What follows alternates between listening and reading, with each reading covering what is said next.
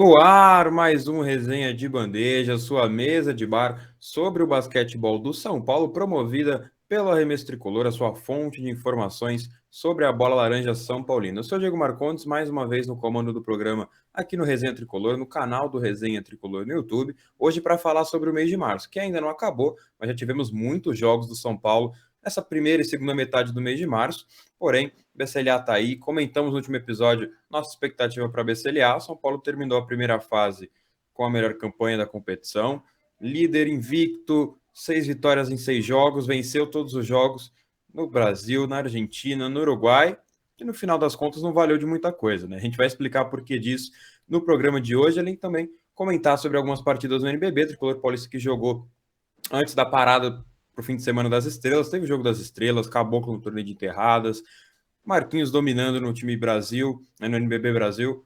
O time do Caboclo também venceu, que é o próprio time do Marquinhos, foi campeão ali.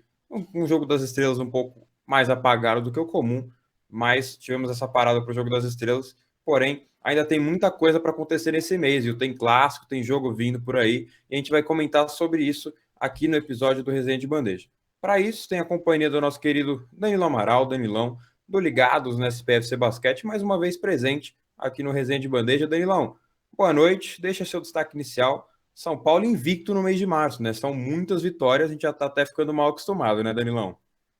Fala, Diego, fala, Guilherme, fala nossos telespectadores. Foi um mês de março que superou as expectativas, né? Tanto atletas como comissão técnica. O São Paulo já começou rodando seu elenco desde o primeiro jogo lá atrás, contra Caxias, União, Corinthians, dando minutagem para atletas que não vinham tendo oportunidades do banco. Então, assim, foi um mês de março para o São Paulo que o São Paulo conseguiu se adequar aos desafios, onde conseguiu se comportar muito bem, vencendo, convencendo, e só um ponto, né, foi a BSLA. A diretoria do São Paulo Basquete conseguiu tratar a BSLA com o mesmo carinho e com a mesma grandeza que a competição tem para todos que assim competem ela. O São Paulo contratou entrada com fogos, canhão de luz. Então, assim, foi uma festa o ginásio que recebeu na sexta e no domingo, nos 2 jogos, mais de 2.000 torcedores passaram pelo ginásio do Morumbi e simplesmente ele, Bruno Caboclo, passou uma borracha na cabeça do torcedor São Paulino após a sua entrevista na final da Copa Super 8. O Bruno Caboclo sobrou na BSLA, na Janela Brasil, sobrou também nos 3 jogos também pelo NBB. Essas são as minhas primeiras colocações nesse episódio. Bruno Caboclo que, pô, o Danilão já estava até preparado, né? Já trouxe até a borracha aí para fazer seu destaque inicial, mas o Caboclo dominou a primeira fase da BCLA. Indiscutivelmente o MVP da competição até aqui, vai ser muito difícil tirar esse prêmio do Caboclo. Quem sabe ele não é contemplado também com o prêmio de MVP na final, né? MVP da final, São Paulo campeão, é tudo que a gente quer. Esse título da BCLA, para mim, é o desafio mais importante do São Paulo na temporada. Eu colocaria o foco completo na BCLA. E você, Gui? Você iria de foco completo na Basketball Champions League Américas ou NBB deve ser o foco? Traz para nós seu destaque inicial, Gui. Boa noite. Eu acho que o foco tem que ser na. Boa noite, primeiramente. Já vem esquecendo de ser educado, né? Boa noite, galera que assiste o Resenha de Bandeja. Cara, o foco da BCLA eu acho que é um foco natural. O time tem 3 jogos para conseguir um título inédito. A gente já conseguiu chegar, então indo bem, em mata-mata nessa temporada, chegando em 2 finais. Ainda não tivemos nenhuma eliminação na temporada. Então é bem difícil o caminho na BCLA.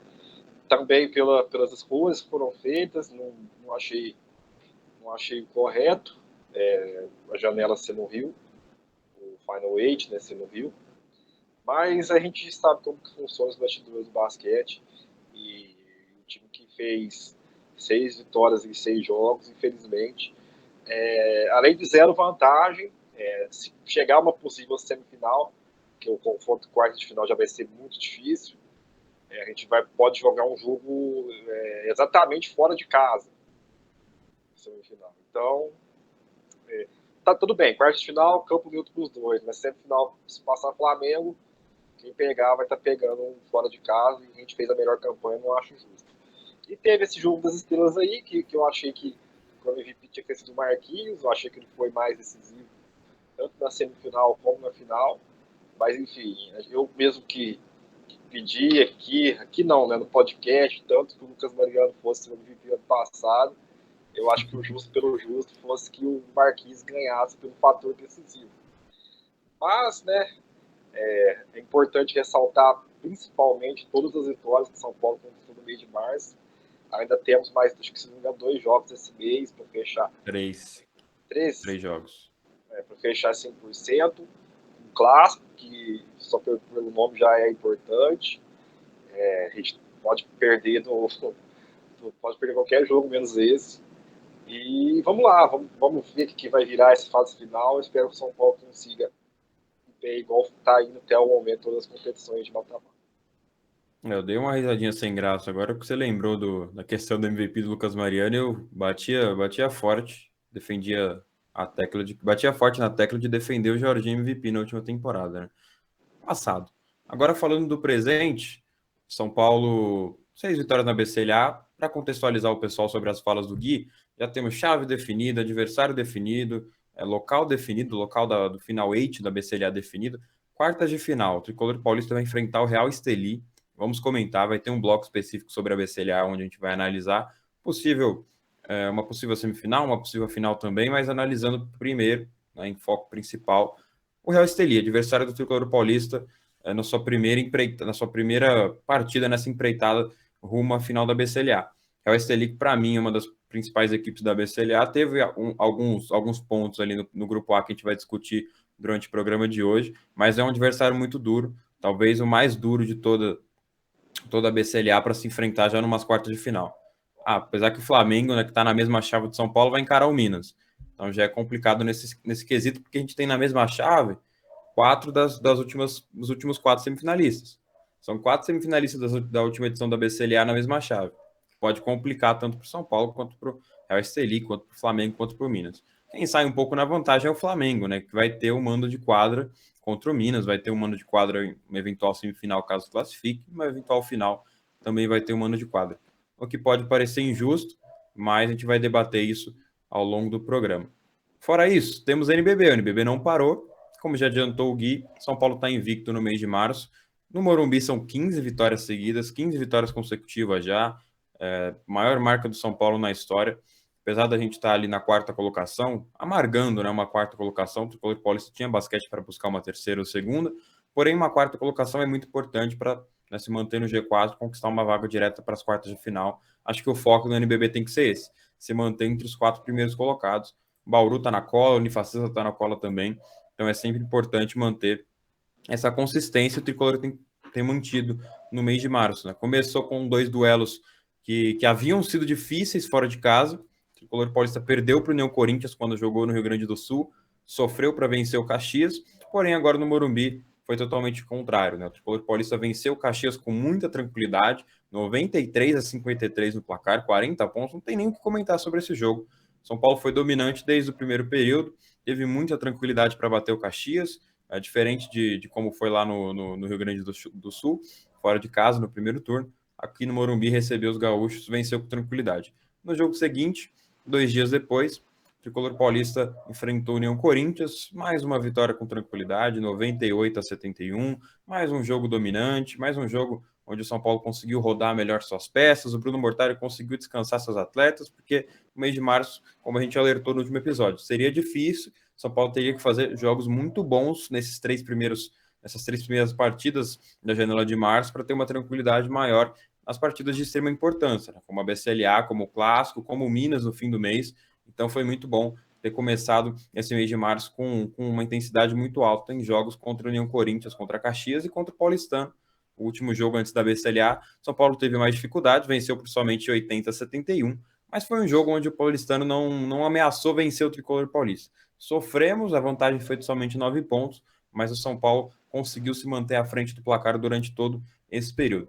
Sobre o NBB, para seguir, né, falando sobre o NBB antes da gente comentar sobre a parada para a janela da BCLA, o Tricolor Paulista venceu, claro, depois desses 2 jogos pela Libertadores do basquete, o Mogi fora de casa por 90-73. Então dá para ali listar 4 jogos onde o Tricolor Paulista não sofreu mais de 73 pontos. Em 3 desses 4 jogos, ultrapassou a marca de 90. Quase chegou a 100 contra Caxias e União Corinthians.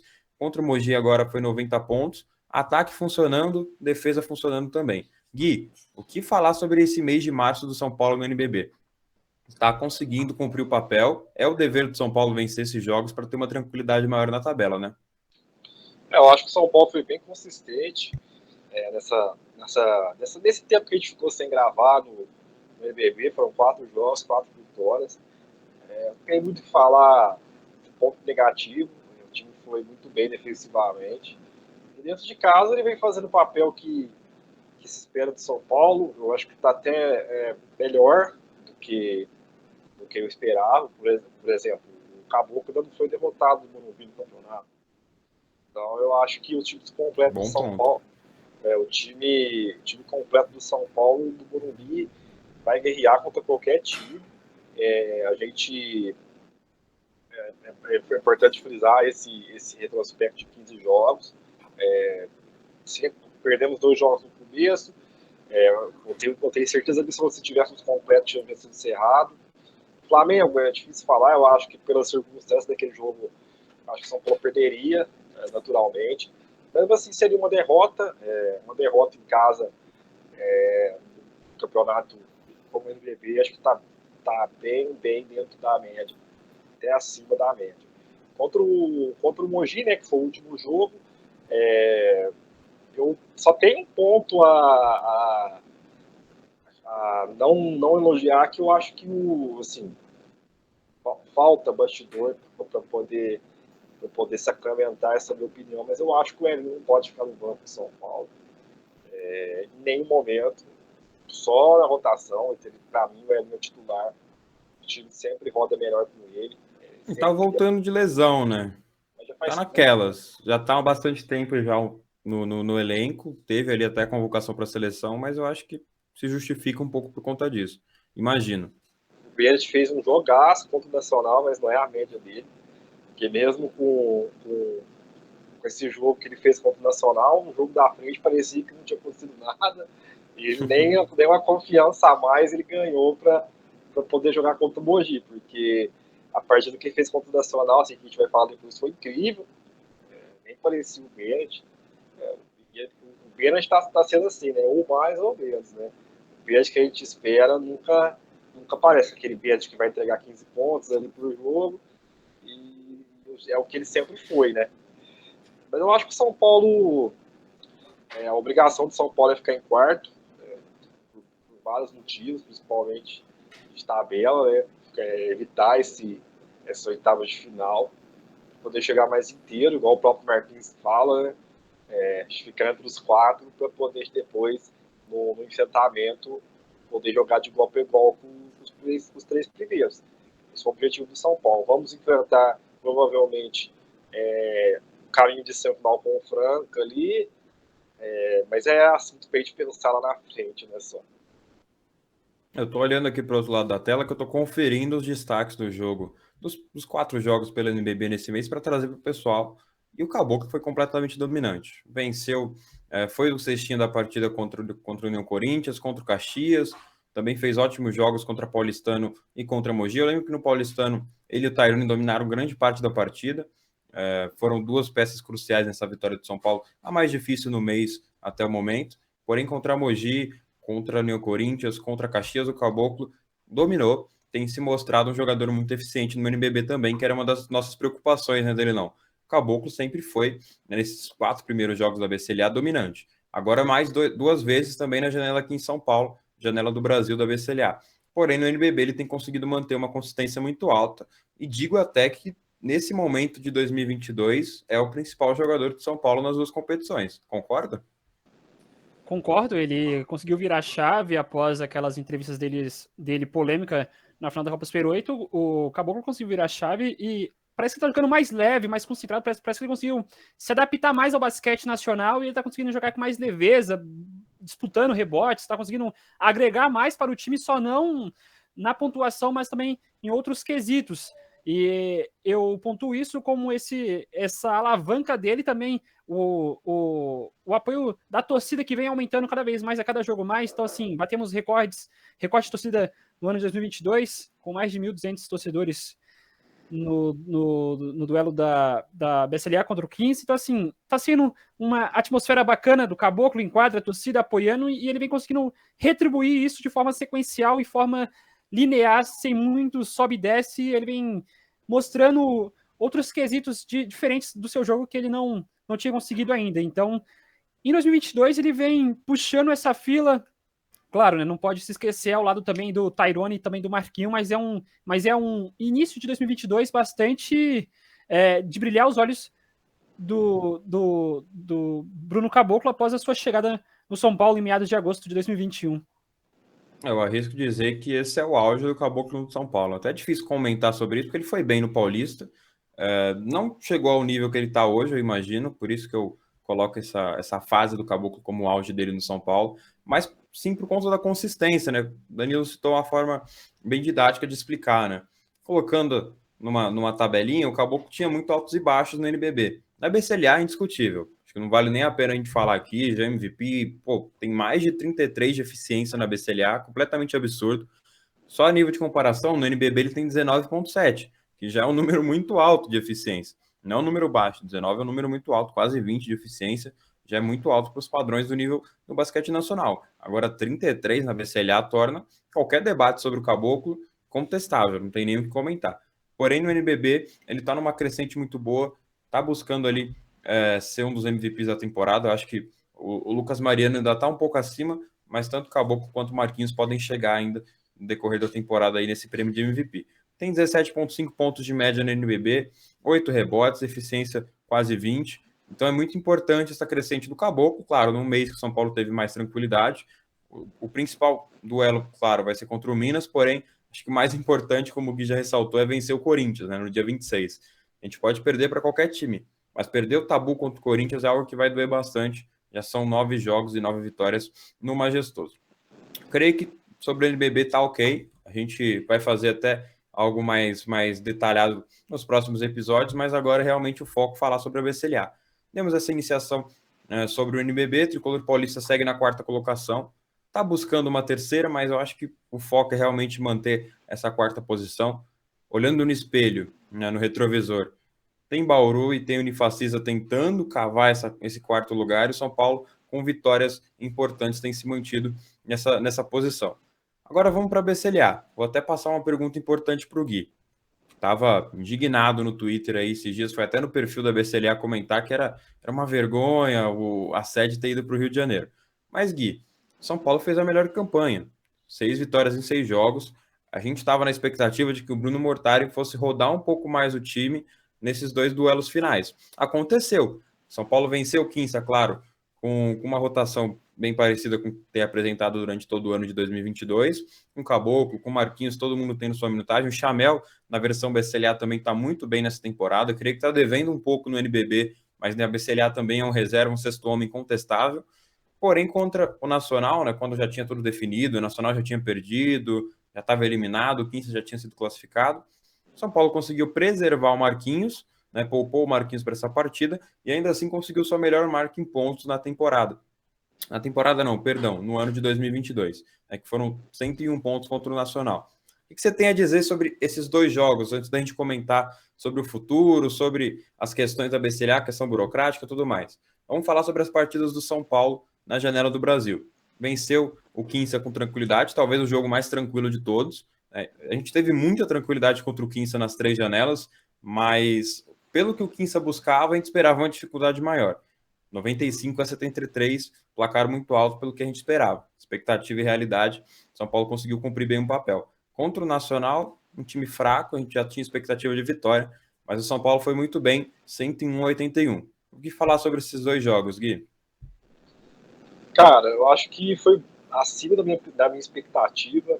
Eu acho que todo o contexto criado pelo São Paulo foi muito bom, um ótimo pulo contra a Quimsa, bom contra o Nacional, mas contra a Quimsa foi muito bom mesmo. Contra o Nacional, desculpa até te interromper, mas só para explicar, né? Contra o Nacional, 8h30 de um domingo é complicado, né? Então ter ali pouco mais de 800 pessoas, é realmente um público relativamente bom. Personalidades no jogo, como o blog do Menon, o próprio Hiperoanálises, pessoas legais que não, Hiperoanálise. que a gente não é acostumado a ver no ginásio. Mas enfim, ponto negativo para essa janela foi a grade da torcida, né? Que é sempre bom falar disso, polêmica da grade, que ninguém entendeu por que subiu tanto aquela grade. Acho que Norma da BCLA. Norma da passou, BCLA, passou do reclamação do limite. banco. Acho que passou do limite, ficou muito longe, acho que não tinha cabimento uma distância daquela, não. E também, pela situação de público, eu acho que ficou meio fora de questão que eles fizeram ali. Mas, enfim, falando do jogo, para mim o time da Quimsa melhorou em peças das duas janelas para a última. Eu acho que eles contrataram bons estrangeiros, acho que eles melhoraram, saiu o Roder. Foram os dois dos melhores, né? Na partida contra o São Paulo, foram os dois únicos que jogaram, né? Contratou, vamos ver se eu vou puxar aqui pelo scout, o Sorro, né? Sorro e o da Volta Thomas deram um bom jogo contra o São Paulo. Eu acho até que foram acima daquele que veio com mais expectativa, que foi aquele Terry, que veio com um pouco mais de expectativa. Mas enfim, o São Paulo não passou nenhum susto nesse jogo contra a Quimsa. Queria citar a partida do Chamel nesse jogo, uma partida fora da curva do Chamel nesse ano. Acho que na DCLA ele vem contando um basquete que a gente não está vendo na temporada. Ele muito acima das atuações dele no NBB, vem sendo um sexto homem importante, estaria brigando ali pelo sexto homem do campeonato também. E a regularidade já conhecida do Tyrone, do Caboclo e do Marquinhos, que não precisa nem falar. Marquinhos 20 pontos de novo, o Caboclo mais de 20 pontos de novo. 23 e 20, né, se não me engano, 23 e 20. E o Tyrone sempre aqueles 15 pontos seu de média. Eu acho que não tem que falar desses jogadores pelo O ano que eles estão Tyrone 15 pontos é sempre algo. Tá sempre junto, né? Tanto que é a média dele no NBB. Não tem que falar do jogo que ele vem fazendo, do ano que ele vem fazendo. E a partida, para mim, contra a Quimsa foi uma das melhores do ano, porque pelo clima, pelo ambiente, pela competição, eu acho que o São Paulo cumpriu bem o papel principalmente de entretenimento. Teve alguns momentos até de showtime ali, bola na tabela acabou com enterrar, coisa que a gente não é acostumado a ver. E contra o Nacional, cara, eu acho que o importante desse jogo foi não só ganhar e ganhar bem como ganhou, mas o importante desse jogo foi preservar o Marquinhos e o Tyrone, e mesmo assim ter um nível de jogo bem ok. O Tyrone ali junto, ao lado do Caboclo, um dos principais jogadores nossos da temporada, ali no Garrafão, até porque o banco nosso na posição é bem ruim. E, enfim, ganhou bem. Foi importante principalmente a partida do Bennett. O Bennett que a gente vem criticando bastante, até no episódio eu já falei aqui. Ele fez 30 pontos, deu finta que mandou o defensor lá pro Uruguai direto e matou a bola. Ele fez de Matou, tudo, né? Defendeu muito bem também. matou bola de 3, enfim, um cara que jogou demais e fica aquela pulga atrás da orelha de saber que uma dúvida, né, de saber se será que já por ter o Marquinhos, ter o Caboclo, o cliente não está sendo meio ofuscado por esses caras, porque claro, isso é normal, mas uma Ele partida teve muita bola na mão, né?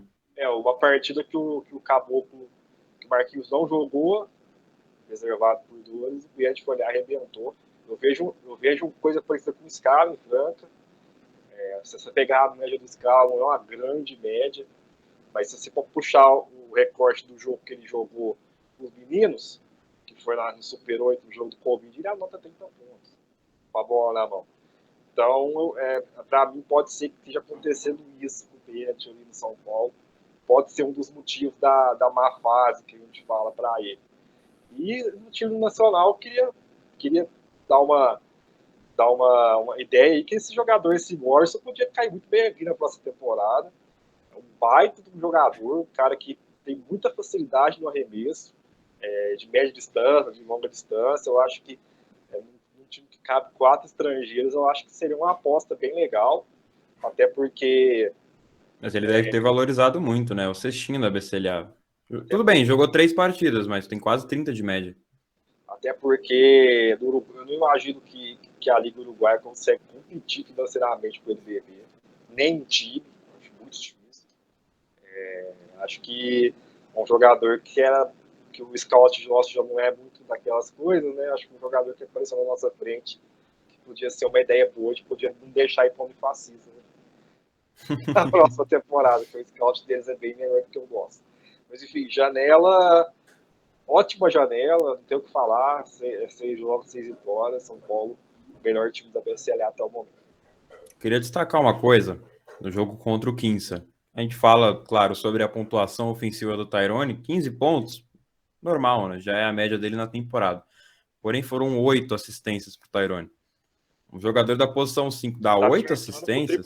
Faz tempo. Novamente, mais uma vez. Já teve jogo com 5, 6, 7, mas 8 assistências para o padrão do Tyrone. E ele é praticamente um Draymond Green melhorado. É um Draymond Green que está defendendo, ajuda, né, fisicamente. A gente sabe da importância do Tyrone, é um jogador que briga muito nos rebotes ofensivos, defensivos. Contra o Nacional ele teve todo aquele show lá contra o Nacional, não lembro, foi contra o Nacional ou contra o Quinça? Contra o Quinça, né? Contra o Nacional ele foi poupado também. Fez a ponte aérea para o Caboclo lá, momento showtime. E vale destacar também o clima da BCLA. Estava no ginásio nos 2 jogos, um clima de Libertadores. São Paulo conseguiu trazer um clima. A gente critica aqui sempre que tá na hora de criticar. Quando tiver que criticar, a gente vai criticar, mas quando tiver que elogiar, vamos elogiar também. São Paulo conseguiu trazer um clima de Libertadores. O tema do barulho. Aquela entradinha com fumaça, aquela entradinha com não sei como que é o nome daquilo, mas sabe aqueles foguinhos, tal, faíscas, enfim. Quem souber o nome aí pode me ajudar um pouquinho nessa questão, mas foi bonito de ver. Foi bonito de ver os jogadores passando no corredor de fogo, né, entre aspas. Corredor de fogo, fumaça, clima bem legal no ginásio. A torcida compareceu em peso, em especial na sexta-feira. Um horário bem legal, né? Para quem consegue acompanhar ali um basquetebol do São Paulo, sexta-feira, 8h30, é um dos melhores horários possíveis, bem melhor que domingo, 8h30, quem tem que acordar cedo na segunda, bem melhor que terça, 8 horas, jogo do NBB normalmente é nesse horário, mas o clima foi muito legal. Acho que, além da atuação, que também contemplou, claro, São Paulo não queria perder, né? Queria contemplar ali a melhor campanha, queria vencer frente à sua torcida, queria agradecer a torcida pela participação, né? Contra o Quinça, cantou o jogo todo, contra o Nacional, já era um jogo mais tranquilo, né? Um pouco mais desanimado, até porque o Nacional já tinha sido eliminado, o São Paulo só precisava vencer para confirmar a melhor campanha na competição. Porém, nesses 2 jogos, o que mais me surpreendeu realmente não foi nem a atuação do São Paulo, e sim o clima. Porém, Danilão, Digão, vamos seguir. Vai lá, Gui. Queria citar uma coisa bem rápida, que é sobre o Tyrone, que eu acho que depois do Marquinhos, hoje é o segundo jogador mais identificado com o clube. Na minha opinião, pelas atitudes. Você vê no cara que o cara tá. A entrevista lá no Jogo das Estrelas, você viu ele falando, é tricolor. E ele tá vivendo, cara, tá vivendo. Foi falar isso na frente do Lucas Mariano. Vocês sabem que o São Paulo é embaçado. Ele parece um cara muito comprometido com a causa do clube. Você sempre vê nos stories dele com o bonezinho de São Paulo. Já fui no Morumbi assistir clássico. O Caboclo também sempre tá lá, mas pelas aparições, pelo que ele demonstra, eu acho que pelo que ele põe no jogo, a disposição. Até porque é a melhor temporada da carreira dele, né, Gui? Acho que o Tyrone nunca se sentiu tão leve no NBB. Mesmo no Mogi, ele não se sentia tão bem quanto está agora no São Paulo. E como ele jogou também contra o Mogi, né? Eu acho que tem alguns jogadores que sempre jogam bem nas suas casas. A gente tinha muito aqui o Renan Lenz, quando jogava Isso que ele foi ejetado ainda contra o Mogi. Sempre era assim. Inclusive, a gente não falou, mas essa arbitragem no jogo do Mogi quis tentar equilibrar o jogo ali, mas não conseguiu, né? Mas tudo bem, eu acho que o Tyrone, depois do Marquinhos, que a gente sabe que é São Paulinho já, o Tyrone que veio com o alcunha ali de palmeirense e tal, mas vem honrando a camisa e mostrando principalmente preocupação com a causa, que é muito importante. A gente sempre alertou, né, que o Tyrone é um jogador que sentia muito. Se tiver uma má fase, ele vai sentir, mas na boa fase é um jogador que empolga demais. Em quadra é totalmente necessário você ter um Tyrone, que é muito importante. É difícil, muito difícil jogar contra um Tyrone. Ele é muito chato, mas para nós, né, jogador do nosso time, é sempre importante ter um jogador como o Tyrone.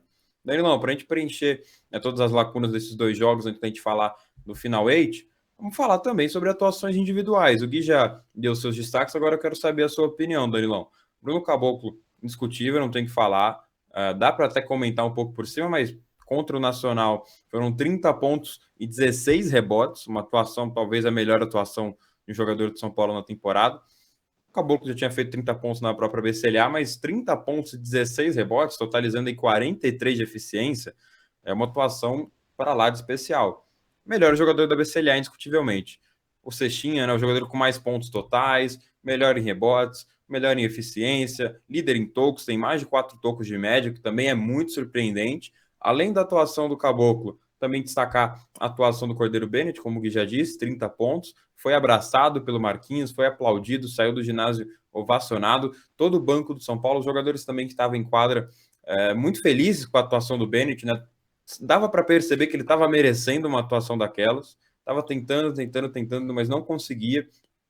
A gente vai até discutir aí nos próximos episódios o porquê disso. O Gui trouxe um debate importante aí inicialmente, questão de volume, Marquinhos, Caboclo. Quem sabe a gente não discute isso nos próximos episódios. Mas para falar de individualidade, Tyrone não jogou, Marquinhos foi poupado. São Paulo teve um bom desempenho do Coelho, um bom desempenho do Chamel. O Isaac um pouco sumido nesses dois jogos, mas foi importante para retomar a confiança de todo mundo, Danilão, individualmente falando. Foi bom.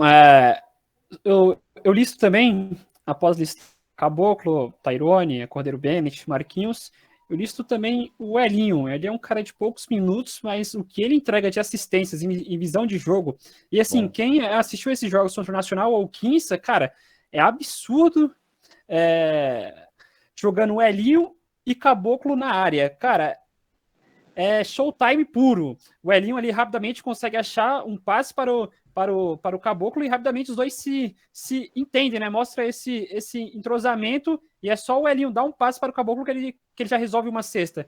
Então, assim, foram 2 jogos que o São Paulo soube trabalhar o seu elenco, né? Antes mesmo, lá no NBB, conseguiu rodar o elenco muito bem e, assim, a gente chegou nesses 2 jogos da BCLA com um elenco rodado, né? O Alex teve oportunidade, o Isaac teve oportunidade, o Coelho teve oportunidade contra o Nacional, né? Foi até meio que interessante para quem acompanhou o jogo, o Coelho tretando ali contra o Morrison do Nacional em quadra ali. Depois ele teve uma treta em Mogi também, viu? O Coelho tá pegando fogo. Aquela rixa ali contra o Morrison do Nacional ali, o Morrison falou que o Coelho tava empurrando ele, dando soquinho. Então, assim, foi uma chave no Brasil da BCLA que eu resumo assim, que São Paulo, competição internacional como é a BCLA, que é a Libertadores do Basquete, é uma competição que você não tem muito o que falar.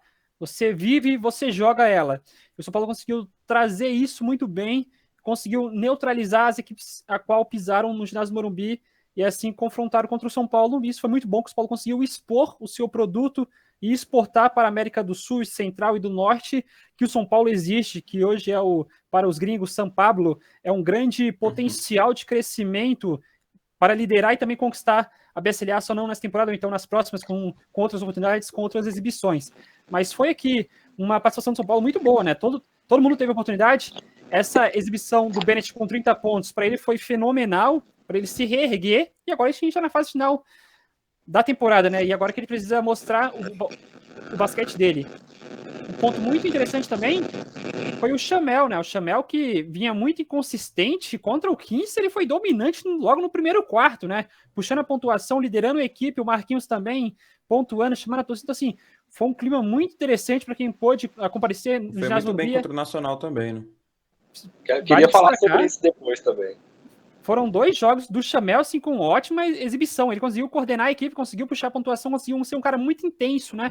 Ele que vem jogo a jogo tentando buscar o seu melhor condicionamento físico, pós-lesão, aquela lesão grave, que ele vem oscilando muito. Às vezes é um jogo que ele não consegue entregar. Você vê ele indo pro banco meio que inconformado, não pela substituição, mas por ele não ter conseguido entregar aquilo que ele mesmo sabe, né? Foi logo após uma entrevista dele no jogo do NBB, não recordo o adversário, que foi muito interessante ele falar, né? Eu tenho 41 anos e, cara, eu tenho muito a aprender ainda. E, tipo, ele sendo muito humilde, mesmo com mais de 8 mil pontos nas costas, sendo o maior cestinha do NB, ele falando, cara, eu tenho 41 anos e isso não interessa nada. Eu tenho muito a aprender, tenho muito a evoluir ainda. E isso é muito interessante, mostra a sua humildade e assim conseguir contribuir e assim evoluir o seu jogo. E um São Paulo que aposta nele desde o retorno da modalidade, aposta muito no Chamel, como esse cara que cria essa identificação com a torcida, um cara que tem uma identificação enorme, é um pilar fundamental do NBB nessa consistência de temporada a temporada. Então, assim, foi uma chave da BSLA que a gente terminou como líder geral, né? 6 jogos, 6 vitórias, líder do nosso grupo, o B, como já era esperado, o Nacional ser o bicho-papão, foi o bicho-papão em 6 jogos, só venceu um jogo e perdeu 5, mesmo que teve... Foi até surpresa essa vitória aí, né? Foi surpresa, Nem o Nacional esperava. fez um jogo duro, né? Brigou com o São Paulo. Muito graças ao Morrison. Poderia pintar aqui na próxima temporada. Nacional queria ir para o Uruguai com uma vitória logo contra o São Paulo, né? E assim, teve torcida do Nacional no ginásio Morumbi, gritando, retrucando a torcida do São Paulo. Então, assim, foi um clima fenomenal.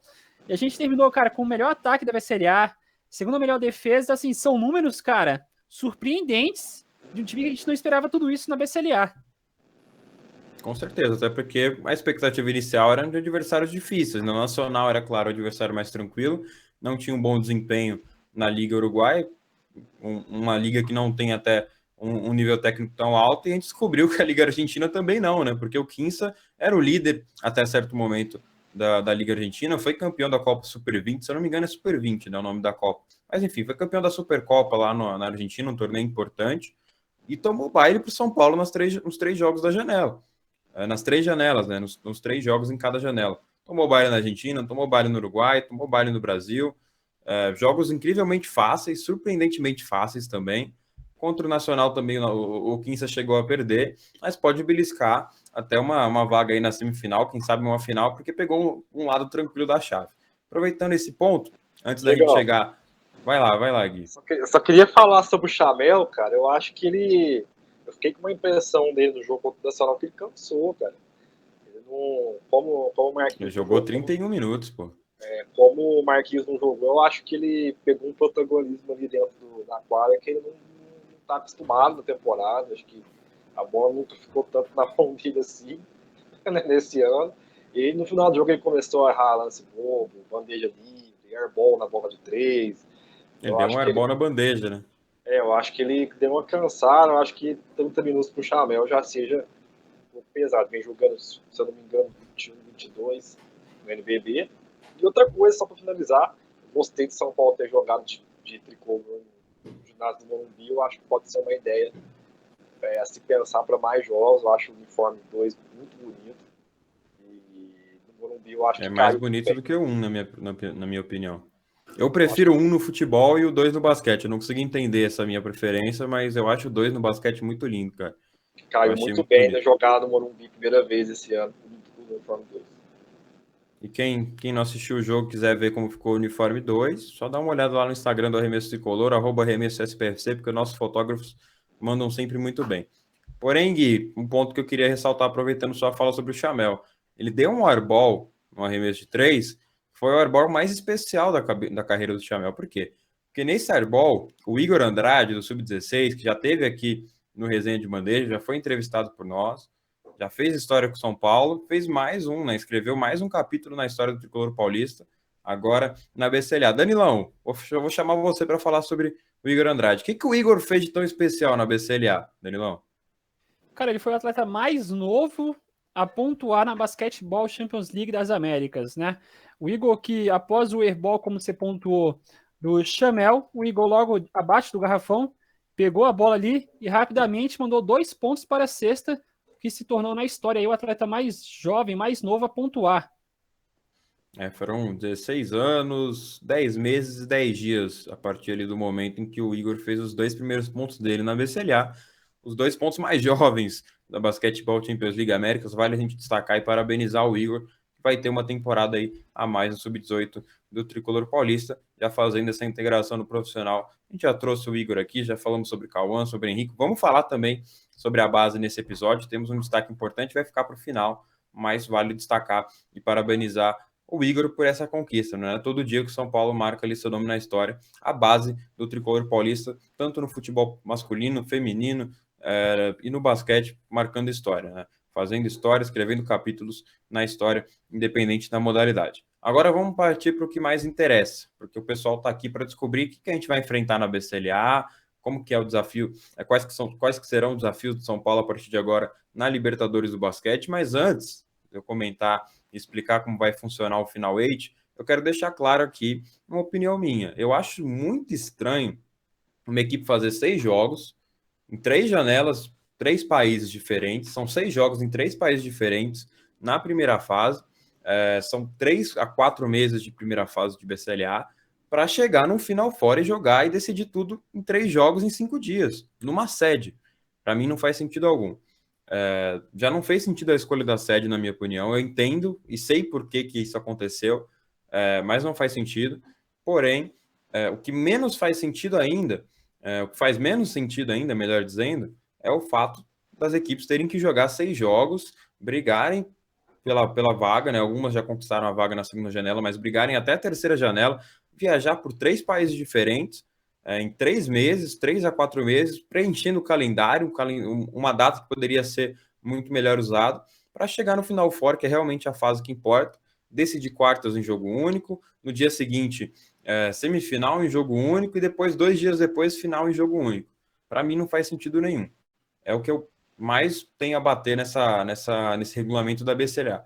Portanto, a FIBA escolheu a sede, né, da fase final. A gente já esperava que não fosse no Morumbi, seria ou no Rio de Janeiro ou em Montevidéu. A Argentina, depois Santiago del Estero, surgiu como possibilidade, mas foi confirmado Maracanãzinho, casa do Flamengo, né?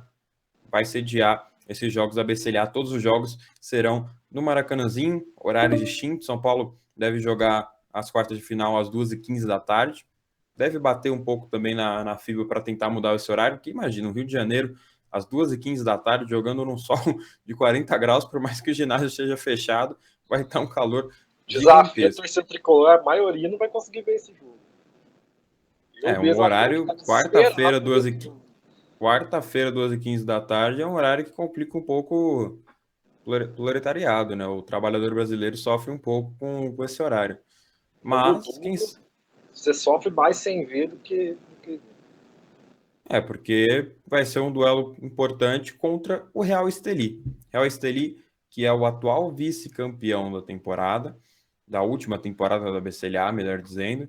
Perdeu para o Flamengo em casa, jogou na Nicarágua, sede, teve todos os benefícios que o Flamengo vai ter e perdeu o título. Então, é um bom indício para nós São Paulinos. Porém, o Real Estelí sofreu muito durante essas 3 janelas da BCLA. Pegou um grupo com o time de Porto Rico, pegou um grupo com o time de Canadá, né? 2 times de lugares um pouco longes, né? Não que a Nicarágua seja perto, mas ainda assim o Real Estelí vai ter que fazer mais viagens ainda agora para vir para o Rio de Janeiro, porque teve uma janela um pouco conturbada, né? Começou perdendo, depois engatou um caminho que a gente esperava que eles fossem líderes do grupo A, para que a gente não enfrentasse o Real Estelí nas quartas de final. Torcemos, no final das contas, nosso adversário vai ser o Real Estelí, que tem 3, para mim, no caso 2 dos melhores jogadores da América, um jogador que é muito importante. Vou chamar daqui a pouco o Danilão e o Gui para comentar, mas já passando aqui alguns números do Real Estelí na competição. Ismael Romero é o segundo jogador com maior eficiência na temporada, perde somente para o Caboclo. Ele tem 24 de eficiência. Vou debater esse ponto aqui com os meninos também, mas eu coloco ali entre os 3 melhores pivôs da América, Ismael Romero entorna ali entre o segundo e primeiro colocado. Ele briga muito com o Lucas Mariano, que já esteve no São Paulo. A torcida São Paulina sabe bem como joga o Lucas Mariano.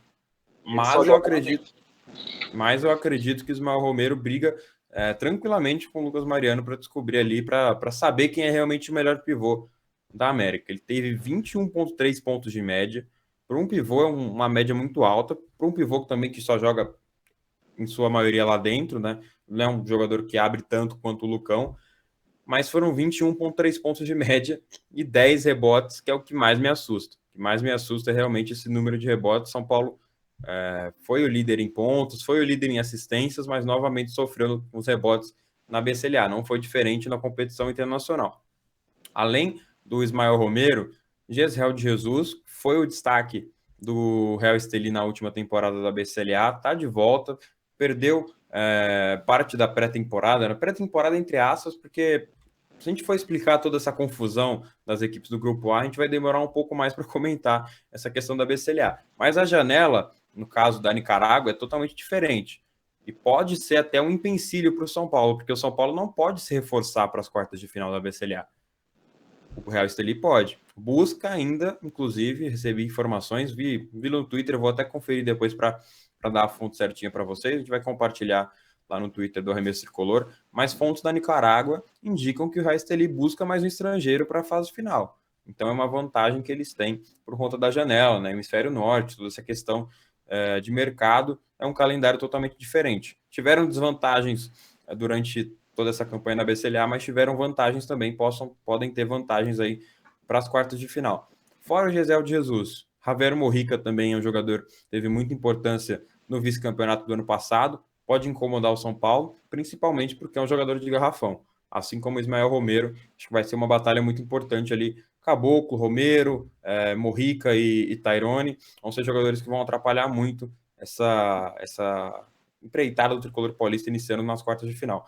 Fora isso, Gesiel Jesus tem 17,2 pontos de média, vale até citar que é um dos principais jogadores da competição também. E o Balkman corre por fora, citando esses destaques. Eu coloco 3 e o Balkman correndo por fora é um bom reboteiro, porém no ataque não incomoda muito. Real Estelí, para mim, é um adversário muito complicado entre os times da chave, né, da primeira chave, que é a chave mais tranquila, onde tem Boca, Biguá, Canguerreiros, o próprio Quinça. Entre os times do grupo A, imagino que o Canguerreiros seria o adversário mais tranquilo. O Edmond Stingers, né, do Canadá, seria um adversário até mais difícil que o próprio Canguerreiros, mas o Real Estelí era realmente o time que eu não queria enfrentar. Mas, né, o destino quis que a gente caísse contra o Real Estelí nas quartas de final. A gente já vai ter um desafio fora de casa, sem a torcida, mesmo com a melhor campanha, enfrentando talvez um dos possíveis times aí mais fortes da competição. Não à toa foi vice-campeão na última temporada, perdeu peças, recompôs, recuperou algumas outras peças, trouxe aí um dos melhores pivôs do mercado, um cubano, Ismael Romero, que para mim é inclusive mais chato que o Tairone. Muito complicado enfrentar o Ismael Romero. Quero saber agora do Gui a opinião dele sobre o Real Estelí. Quais dificuldades o São Paulo vai ter nessas quartas de final, Gui? Cara, eu acho que esse jogo contra o Real Estelí vai ser duríssimo. É um time que, se você pegando as estatísticas, ele não é um time que não tem algum jogador que seja destaque do arremesso de fora, mas dentro do garrafão o time deles é muito forte. Se não me engano, o jogador que tem a melhor média de 3 no campeonato tem uma média de 30%. Então, uma média baixa comparada com os nossos jogadores. O próprio Jesus, né? Tem 29%. Então, eu acho que, principalmente com o Ismael Romero, eu fico preocupado porque eles devem estudar o São Paulo e eu não sei uma equipe que não tem análise de desempenho como que vai ser a avaliação do Real Estelí. Se quiser que a gente dê umas dicas, a gente está aqui. Chamar o Sarvas de novo. Vou chamar o Sarvas antes do interessante. final 8. Mas eu acho que minha principal preocupação é que o Ismael Romero, eu acho que ele vai sugar muito do Bruno Caboclo, porque é o único jogador para mim que tem condição de marcá-lo, até mesmo em questão de faltas. Eu acho que aí o São Paulo perdeu um Bruno Caboclo, por exemplo, acontecer igual foi contra a Franca, o Caboclo fazer 4 faltas no começo do terceiro quarto. Então, é o caminho para o Real Estelí derrotar o São Paulo. Mas em questão, eu acho que vendo as estatísticas, né? Eu não assisti nenhum jogo do Real Estelí, é só memória memória dos jogos deles na temporada passada com os jogadores e do próprio Ismael Romero, que eu já vi, tanto pessoalmente como pela TV. Inclusive contra o próprio São Paulo na temporada passada, que não foi tão bem, mas não é o normal desse Mas ele jogador. tá muito melhor fisicamente nessa temporada. Sim. E eu acho que a principal dificuldade do São Paulo vai ser no garrafão ali. Ao mesmo tempo, o São Paulo pode castigar o Real Estelí na bola de 3, que é o principal fundamento do São Paulo. O São Paulo tem dois jogadores ali que estão com uma média absurda, que é o Marquinhos e o Caboclo. O Caboclo está arremessando 50% na BCLA para 3 pontos, o Marquinhos 45%. Deixa eu ver o Isaac aqui. O Isaac... Não, o Isaac não fez muitos bons jogos na BCLA.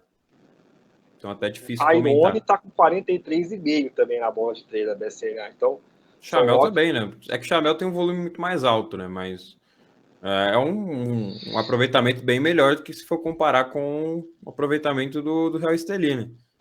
Mas eu acho que o Real Estelí, ao mesmo tempo que a gente está preocupado com eles, eu acho que eles vendo um time que tem Caboclo, Marquinhos, eles conhecerem o Marquinhos, Com certeza eles estão bem mais preocupados. Eles estão preocupados com a gente também. Então eu acho que cabe ao São Paulo, principalmente, encontrar alguma forma de saber anular esse jogo no garrafão de Estelí. Eu acho que o rebote não tem jeito, eles vão dominar. Se a gente não conseguiu dominar rebote em nenhum momento da temporada, só contra times que são piores do que os nossos no rebote, eu acho que desse jogo que tem um reboteiro igual o Romero e até o Valco, eu acho que vai ser muito complicado. A gente vai ter que encontrar uma forma de anular esses jogadores em pontuação. Eu acho que se o São Paulo conseguir um jeito de anular essa jogada lá dentro do exterior, eu acho que o São Paulo tem tudo para ganhar o jogo. Se não conseguir, vai ser difícil, principalmente questão de faltas e rebotes. Mas eu acho que é um jogo eu acho que é o jogo mais equilibrado, junto com o Flamengo e Minas das quartas de final. Eu acho que o Flamengo e Minas é ainda mais equilibrado, até porque o Minas já derrotou o Flamengo 2 vezes na temporada, né? Agora, o Real Estelí deve se preocupar muito mais do que o São Paulo se preocupar com o Real Estelí. Eu levo o Estelí como uma preocupação bem grande, porque é um time que a gente não gostaria de enfrentar logo na primeira etapa, né, nas quartas de final. Normalmente a gente quer uma tranquilidade maior, né? Na última BCLA a gente já pegou um time muito cascudo, que por mais que não vivia a sua melhor fase, né, era o São Lourenço. Ainda era um dos melhores times da Argentina, era um time muito cascudo, muito difícil de se enfrentar. Vencemos na raça a equipe de São Lourenço nas quartas de final. Dessa vez a gente tinha a possibilidade de enfrentar um time mais fraco, muito mais lento do que o São Paulo, que é o Cangrejeros, mas da mesma forma que o São Paulo sofre no jogo interno, ele vai castigar no jogo externo, e a gente já comentou isso aqui.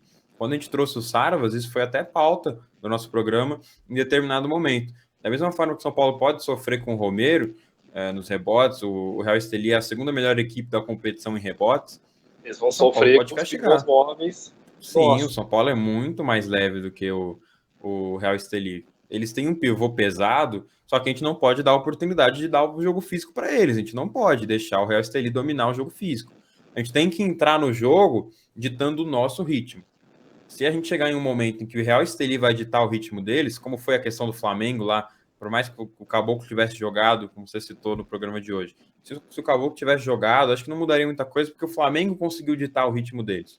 Acho que contra o Estelí, se a gente conseguir entrar ditando o nosso próprio ritmo, questão de perímetro, o São Paulo está com um aproveitamento no perímetro muito bom na BCLA. Vou até fazer o meia-culpa aqui, eu citei que o Jesus era o principal chutador do Real Estelí no perímetro, não é. Ele tem 29,4% aproveitamento dele, e tem um jogador de realmente 30%, que é o Mendoza, que chuta para 5, converte 1,5%, que é um aproveitamento de 30%. Ser o melhor da equipe é algo que indica ali um aproveitamento bem ruim. Quando o São Paulo tem jogador com 50, 45, 43, tem o Chamel que tem aproveitamento. O Beres com 80. Tudo bem. É que o Beret não tem tanto volume, né? Ao contrário do Chamel, que mata mais bola, mas tem um volume maior. Então o aproveitamento do Chamel é menor. Porém, o São Paulo é um time que castiga muito da bola de 3. O próprio Elinho não deve estar com um aproveitamento muito bom. Vou até abrir depois aqui o aproveitamento do São Paulo, mas se eu tivesse já pode trazer. É um jogador que tem a oportunidade de castigar no perímetro também. O São Paulo roda muito melhor a bola, né? O Estelí, por mais que tenha 85 pontos de média na competição, por mais que seja a segunda melhor equipe em rebotes, só tem 16 assistências para o jogo. É um time que depende muito da individualidade do Jesus, que para mim não é um jogador que assusta. Eu não tenho tanto medo do Jesus quanto eu tenho do Romero, porque o São Paulo tem bons defensores de perímetro, o próprio Isaac, em certos momentos, né, defende o perímetro muito bem. Acho que marcando individual, Isaac e Jesus não tem relação nenhuma. Mais uma dupla ali de Isaac e Bennett na marcação do perímetro, juntando marcação individual do Bennett com Jesus. São Paulo pode se dar bem nesse duelo físico. Agora a questão é realmente como que o Real Estelí vai impor seu jogo e se vai conseguir impor seu jogo. Até vou passar a bola para o Danilão para falar sobre isso, porque o que preocupa, Danilão, é realmente o jogo no garrafão. O Romero tem praticamente todos os seus pontos vindo do garrafão, um jogador que não chuta de 3 pontos. Ele tem sim um arremesso ali de média distância, mais para perto realmente do garrafão do que na boca, né, saindo para o chute do perímetro, mas é um cara que vai incomodar lá dentro, que vai fazer pontos em segunda chance. Então São Paulo precisa saber jogar. Eu acho que o Estelí vai receber mais dificuldades, porque é um time que não acelera tanto o jogo contra o Tricolor Paulista, não tem um passador tão bom contra o Elinho, não tem um jogador tão dominante contra o Caboclo, como o Caboclo. Por mais que o Ismael Romero seja dominante no garrafão, ele não tem o físico tão leve quanto o Caboclo. Ele é um jogador que vai jogar ali dentro, é um pivôzão, talvez o mais raiz aí da América, né? Comparado com o Luiz Mariano, ele é muito mais raiz. É um jogador que vai ter 100% do seu jogo lá dentro. Então, se o São Paulo conseguir afastar o Real Estelí para o perímetro, vai ter mais tranquilidade nesse jogo? Como que você acha que o São Paulo deve jogar, Danilão? São Paulo que em todas as fases jogou até aqui na BSLA, e a gente pode pontuar isso como um grande ponto de virada de chave, que a BSLA, disputada em janelas, a cada janela, ela se distancia muito, quase que um mês, onde dá para o São Paulo se retroalimentar, se ajustar fisicamente, né? Essa recuperação dos atletas. E é o São Paulo que começa os jogos sempre muito intenso, seja qual foi a janela no Uruguai, no Brasil, na Argentina, é o São Paulo muito intenso, e o São Paulo gosta de jogar muito no contra-ataque, né? Pegar o adversário de calça curta, e um jogo como esse, cara, que é jogo mata-mata, jogo único ainda mais, que na minha percepção dava para ser um jogo melhor de 3, com sedes em cada país, dava para ser que você vê a pandemia um pouco mais acessível, né, com o avanço da vacinação. Tanto mas que eles fizeram 3 janelas assim, na primeira fase, né? Mas a FIBA quis que fosse assim, jogos dia 6, 7, 9, jogo quarta, quinta, folga na sexta e joga no sábado a final e a disputa do terceiro lugar. Mas é um São Paulo que sempre joga muito, muito ativo nessa BCLA, e é isso o que deixa o torcedor animado para esse combate contra o Real Estelí, que de fato é uma pedra no sapato, é uma equipe que se assusta, mas como vocês dois resumiram muito bem, eles estão muito mais assustados com o São Paulo, que é o líder geral da competição, que pode aprontar muito mais do que eles. Essa é a principal vantagem, né, da melhor campanha.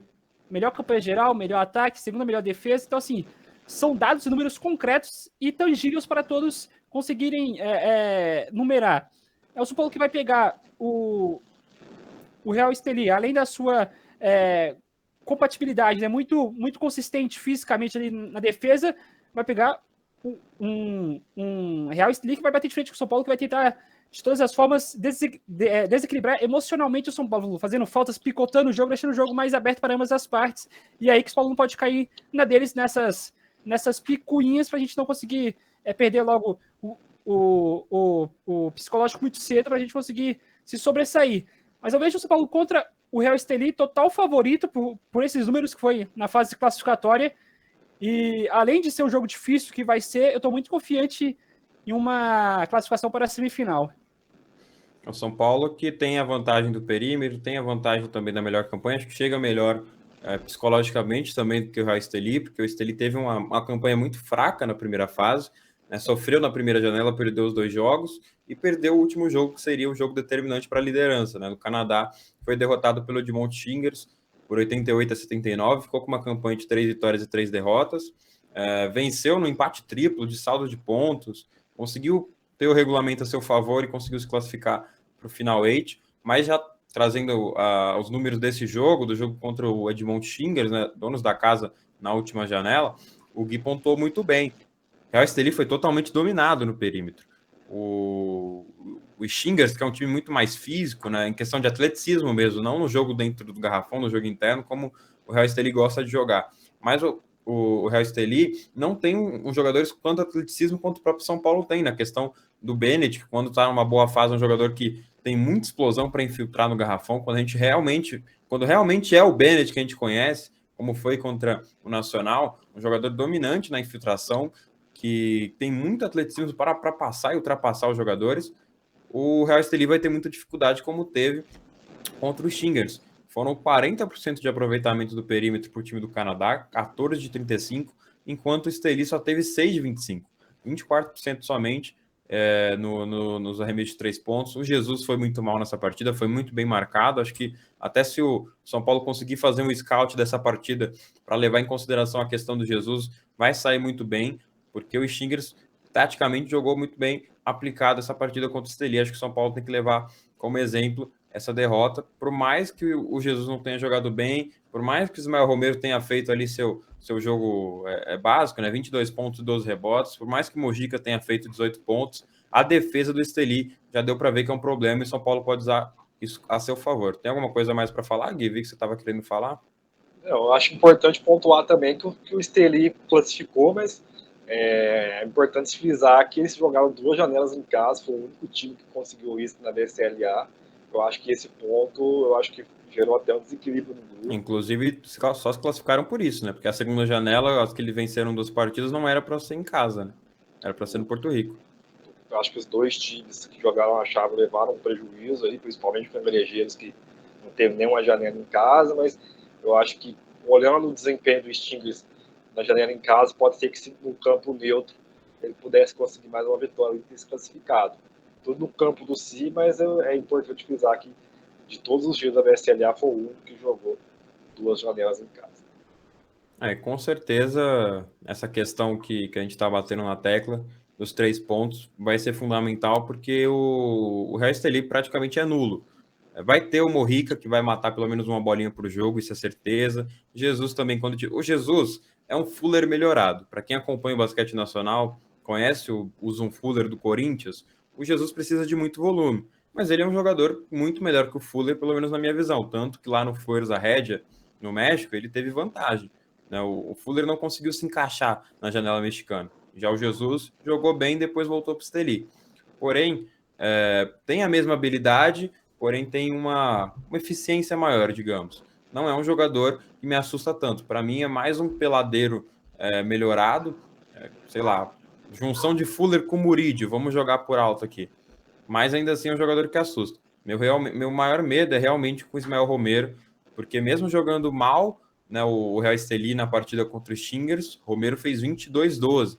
Mesmo sendo anulado, pelo mesmo ataque do Real Estelí sendo anulado em maior parte pelo time canadense, Romero conseguiu sobressair. Então é realmente um jogador que me assusta. É bom lembrar, Diego, que o Estelí, para quem viu a BSLA passada, é o típico time do Caribe, né? Correria absurda. O jogo deles é baseado na correria. Peladeiro, né? Inclusive, para a gente discutir isso, lembrando que, óbvio, essa janela final, né, esse final 8 começa no dia 6 de abril, quartas de final durante todo o dia 6 de abril do Maracanãzinho, semifinal um dia depois, back-to-back, para mim é inadmissível. Hoje em dia, depois de jogar 6 jogos, enfim, já comentei sobre isso, mas vale ressaltar de novo, inadmissível semifinal ser um dia depois das quartas de final. Então, São Paulo vai enfrentar ali o Real Estelí, provavelmente às 2h15. São Paulo vão estar mortos. Os times da chave vão estar mortos. Vão jogar uma quarta de final absurdo, igual os 2 times vão ter, e vão ter que jogar no outro dia. O Flamengo contra o Minas, São Paulo contra o Real Estelí. Os 2 times querendo ou não, a gente jogar 2h15 até que é uma vantagem maior, né? Porque a gente vai ter mais tempo de descanso. No meio da bosta, menos dá pra se por que é um peido pra quem já tá cagado, né? Basicamente isso. Então, a questão do... Até me perdi aqui no raciocínio, não lembro nem mais o que eu tava falando. Mas a questão... desse jogo peladeiro. Antes dessa janela final da BCLA, ali, um pouquinho antes do início de abril, do dia 6, 7, 9 de abril, que são as datas do Final 8, a gente vai trazer o Cyrus aqui de novo. Vou conversar com ele, trazer ele, para a gente analisar taticamente o Estelí de uma maneira mais profissional, de um cara que realmente atua na área. Quem acompanhou o episódio com o Cyrus vai saber do que a gente está falando. Para trazer um episódio mais técnico né, listando ali como que vai jogar o Esteli, como que vem, até para o São Paulo, que se quiser usar como scout aí, como plataforma, passar para os atletas, podem ficar à vontade, né? Já que o Saros não trabalha mais lá, se eles quiserem usar nosso conteúdo, a gente está deixando disponível aí no YouTube. Mas brincadeiras à parte, o Gui listou muito bem, é um time que joga um pouco mais sem pensar, né? É um time que joga usando pouco a cabeça, tanto que tem aí 16 assistências para o jogo. Mas, fora isso, Danilão, tem mais algo a destacar sobre o Raisteli? Cara, nada mais, eu acho que vocês resumiram muito bem. E é isso. Porque o Estreli, por mais que seja ali um adversário muito difícil, eu imagino que não seja, não faça com São Paulo o confronto mais difícil. Minas e Flamengo, que tá na nossa chave, né? Só especificando aqui, contextualizando para a galera. Chave 1, temos Biguá e Boca Juniors, Cangrejeros e Quinça. Quinça que foi segundo colocado do grupo B, Cangrejeros que nesse empate triplo ficou com a liderança do grupo A, Boca Juniors que teve uma campanha muito boa de 4-2, mas ficou na segunda posição do grupo do Flamengo, e o Biguá que foi o líder do grupo do Minas. Imagino, até colocando ali entre esses times, que o Biguá conseguiu chegar na final. É um time que tem ali Pepo Vidal, que tem Donald Simes, que é um estrangeiro muito bom. Talvez seja aí um possível adversário na final, caso o São Paulo chegue na grande decisão da BCLA. Agora a chave do São Paulo tem simplesmente Real Estelí, Minas, Flamengo e o próprio Tricolor Paulista. Os 4 últimos semifinalistas da edição passada da BCLA. Então, Flamengo e Minas vão se enfrentar provavelmente 8h30, o horário ali principal do evento principal. Eu imagino que seja um jogo mais equilibrado. Porém, a semifinal é praticamente uma final adiantada, né, Gui? Um time que enfrentar ali, por mais que talvez fisicamente o time da primeira chave vai estar mais tranquilo, porque não é uma chave tão complicada, o Quincy a gente viu que jogou muito mal, o Cangrejeros não vem muito bem, talvez até o finalista saia de Biguá e Boca, é a expectativa. Porém, o time da chave de São Paulo, quem chegar na semifinal, praticamente já chega com uma vida mais tranquila na final, né? Pelo menos essa é a expectativa. Eu acho que sim. Eu acho que o campeão vai sair do nosso lado. Eu não imagino outra surpresa. Só se der uma zebra muito grande. Esse esporte pode acontecer, mas eu acho que o campeão vai sair do lado da chave do São Paulo. E os senhores? Os senhores estão confiantes? Quero saber o palpite. Danilão, você primeiro. São Paulo passa do Real Estelí. Onde São Paulo chegará na BCLA? Óbvio, a gente vai fazer também mais um episódio antecedente à fase final, mas já quero saber agora. São Paulo tem chance de ser campeão da Libertadores do basquete, Danilo Amaral? Para mim, o São Paulo tem reais, totais chances de ser campeão da BCLA. E para ser bem mais claro, essa é a competição que eu vejo nessa temporada, além do Paulistão que a gente já conquistou, é o torneio que o São Paulo está mais próximo de ser campeão, até mais próximo do que o do NBB. E mais do que ser campeão da BCLA, é a nossa oportunidade de participar no próximo ano novamente da BCLA. Mas assim, cara, eu tô muito confiante pra gente chegar na final da BCLA e, claro, consequência desse trabalho, ser campeão. Vai ser duelos difíceis, passar do Real Estelí, pega Minas ou Flamengo, duas equipes que a nossa comissão técnica conhece muito bem, e o Nosso Paulino conhece muito bem os nossos táticos que essas duas equipes conseguem colocar em prática contra o São Paulo. Mas eu tô confiante no meu São Paulo, por tudo que fez até agora, 6 jogos, 6 vitórias, tô muito confiante para uma final, pelo menos, né? E aí, a final, o título é consequência do trabalho sequencial nessas quartas e na semifinal. Concorda, Gui? Tá confiante também para a partida contra o Esteli, claro, consequentemente para a semifinal? Eu acho que a gente tem igualdade de condição com todos os adversários. Pelo nível dos duelos, eu acho muito difícil palpitar. Para mim, pode dar qualquer coisa. Eu tô torcendo pro Minas, tá? Só para deixar claro. Favoritismo, eu acho que um pouco do Flamengo por jogar em casa, mas eu acho que todos os times têm condição de se eliminarem. Então, eu acho que não me surpreenderia se São Paulo fosse campeão, como não me surpreenderia se ele fosse eliminado já no primeiro jogo. Então, temos chance, mas vai ser bem complicado. É legal da BCLA que nenhum dos confrontos tem favoritismo, né? Tanto entre 15 e Cangrejeros, a gente não consegue definir quem é menos pior, né? Quem tá numa situação menos pior. O 15 foi segundo colocado, o Cangrejeros quase ficou fora depois de um bom início. Boca e Biguá. O Biguá teve, né, um destaque ali na Liga Uruguaia, conseguiu ser líder muito por conta dos 2 péssimos jogos do Minas na última janela. O Boca também venceu o Flamengo, mas não é um time que assusta tanto. Na nossa chave, Minas e Flamengo, para mim, é um duelo que não dá para saber se quer. Talvez o Flamengo tenha um favoritismo maior por conta de jogar em casa, deve jogar frente à sua torcida, teve melhor campanha, porém o Minas, atual campeão do Super 8, já sabe que é vencer o Flamengo, né? Já fez isso 2 vezes na temporada. São Paulo e Real Estelí, eu creio que seja ali o que tem menos diferença. Eu acho que o São Paulo é um pouco mais favorito se manter o que jogou na primeira fase.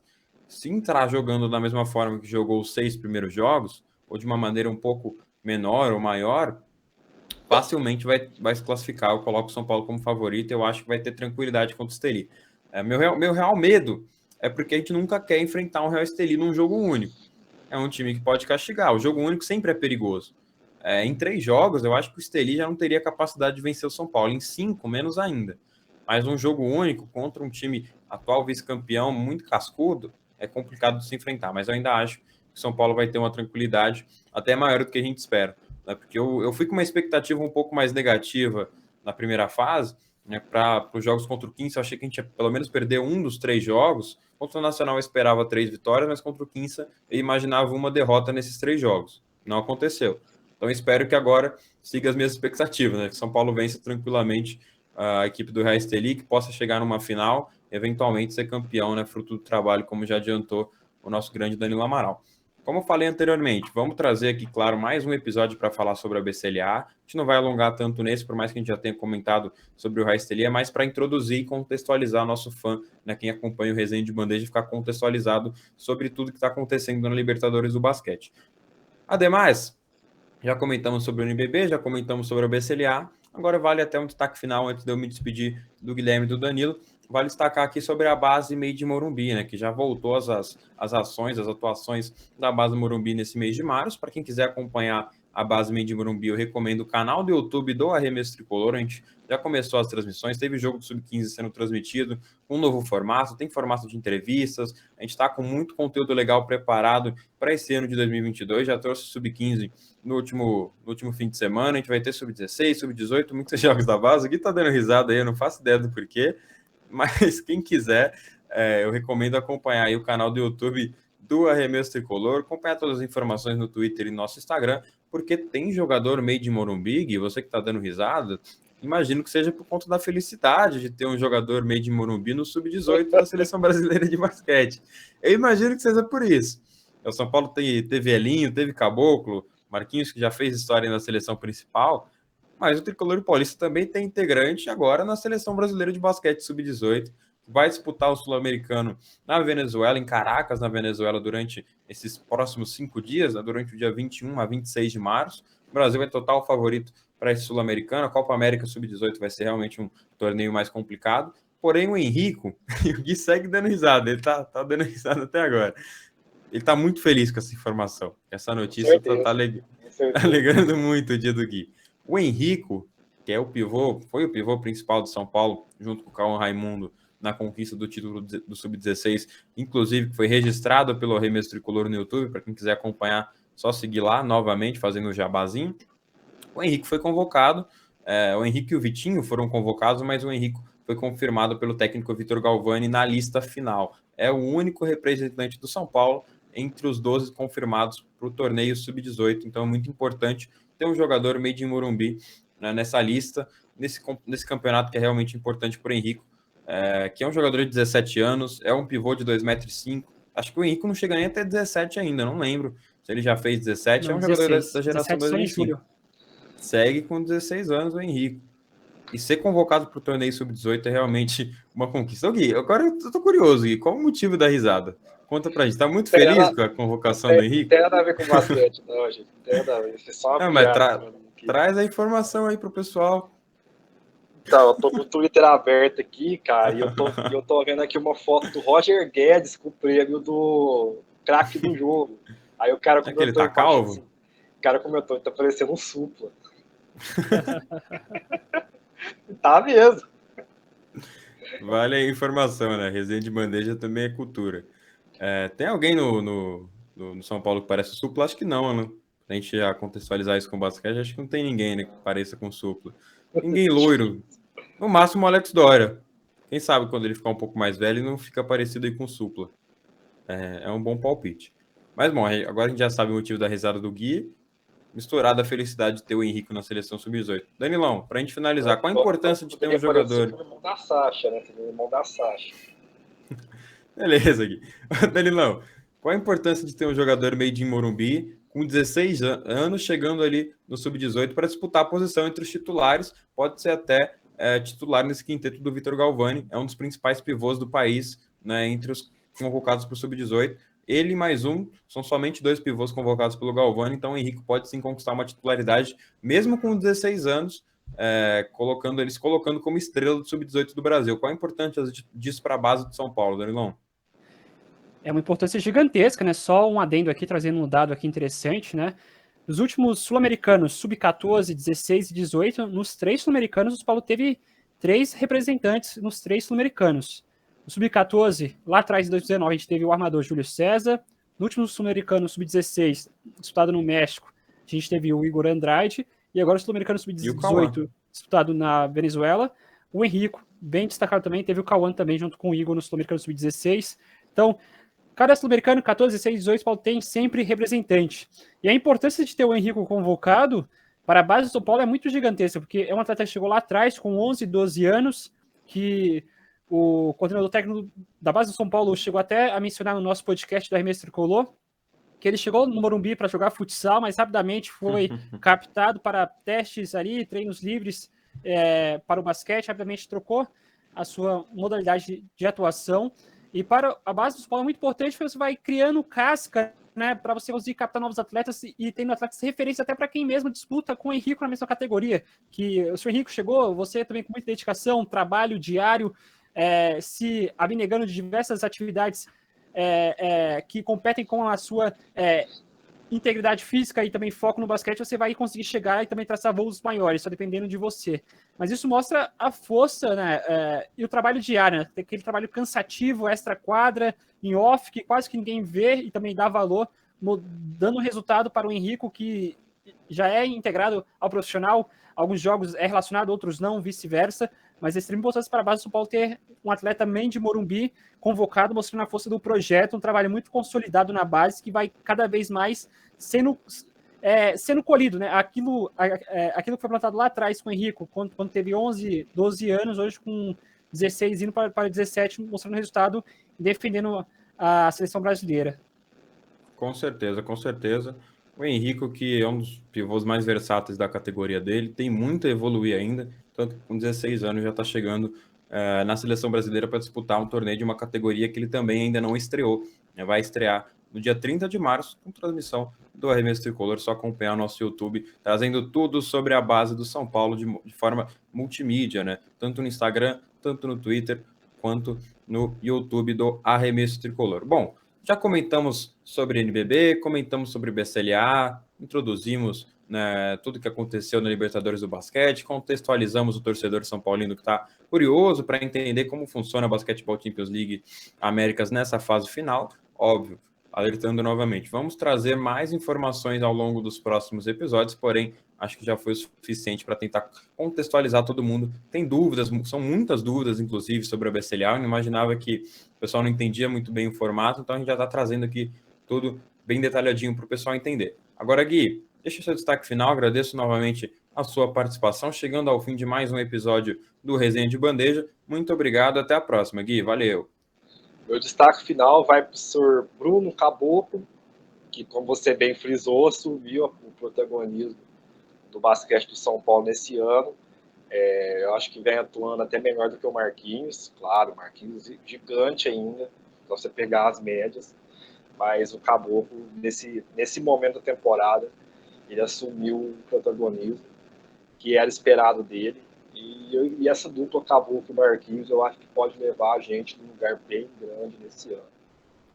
Até a próxima e vamos São Paulo. O Caboclo está no auge físico dele, né? O Marquinhos, por mais que seja realmente gigante, foi o herói do título paulista, era natural que ele tirasse um pouco o ritmo nesse momento da temporada, até porque tem playoff chegando, a própria playoffs da BCLA, playoffs do NBB.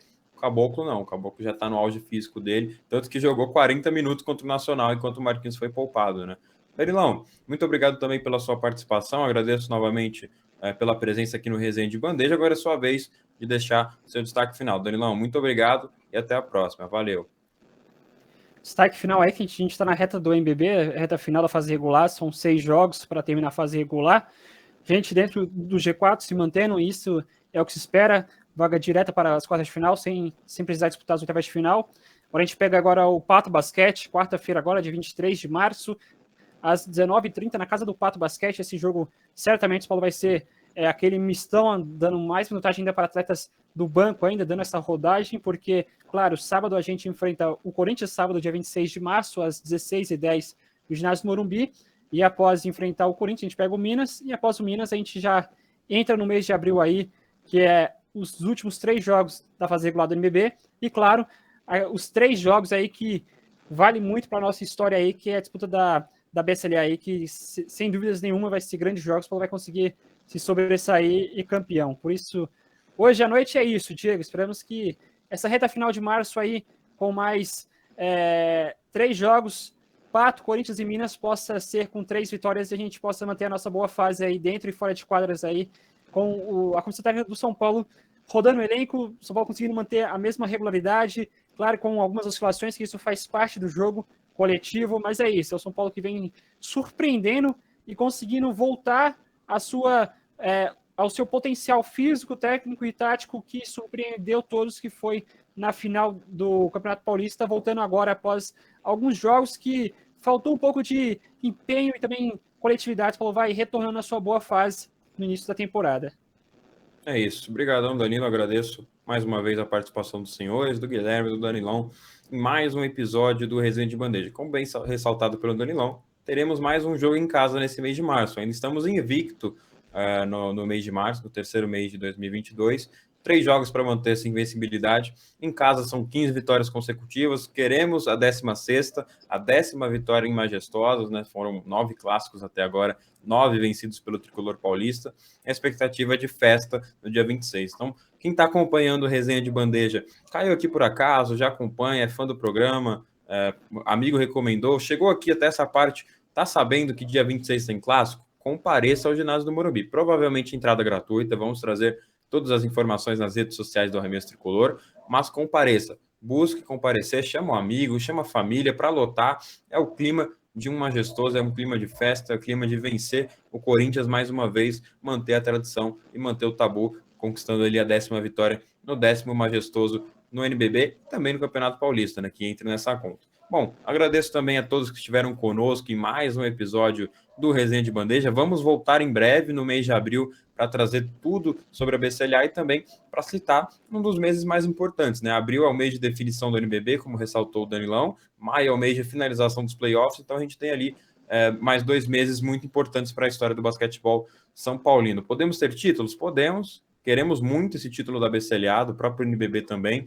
Queremos finalizar a temporada com mais um título. Não basta só do Paulista, a gente precisa de mais um título para engrandecer essa ótima temporada que o São Paulo vem fazendo em todas as frentes.